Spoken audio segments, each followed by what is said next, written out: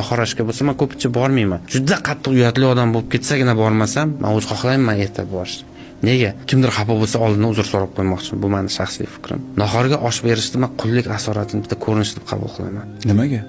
Ilgarigi davrdan qullarga, feodal zamonlardan shu oddiy xizmatchilarga dam olish kuni ham berilmaganda, ular shundan ham shu huquqdan mahrum bo'lgan. O'zini yaxshi kunida ham bir kun dam olishi ham bo'lmaganda, ertalab turib oshini yesin, yana ishga ketsin degan mehnat obyekti sifatida qaralgan. Ya'ni bu o'sha huquqsizlikning oqibatida kelib chiqqan holat bo'lganda endi. Men buni ko'pchilik bilan eshitganman. Nima uchun kirib kelib qolgan deb. Nega tush vaqtida qilmaydi? O'sha paytlar ham boylar o'zlariga tush vaqtida yeb ichib yuravergan. Kambag'al oddiy qul, qo'pol aytganda o'sha xizmatchilarga shunaqa munosabat bo'lgan. Va lekin bunaqa asorat haligacha davom etyapti, kelyapti. Biz qul emasmiz-ku endi. Birovga qaramasmiz-ku, lekin nega bulardan qutula olmayapmiz? Ertalab osh yeyish o'zi organizm ham uncha qabul qilmaydi-da ba'zan. O'zi og'irroq ovqat, to'g'risini aytganda. Ertalab yengilroq yeyish kerak deyiladi-da endi meditsina nuqtai nazaridan.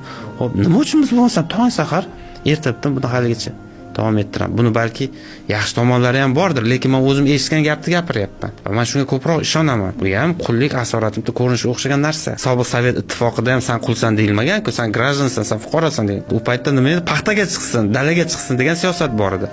O'shanda ham ertalab turib odamlar osh-poshni qilib, boshqa qilib yana dalaga ketardi.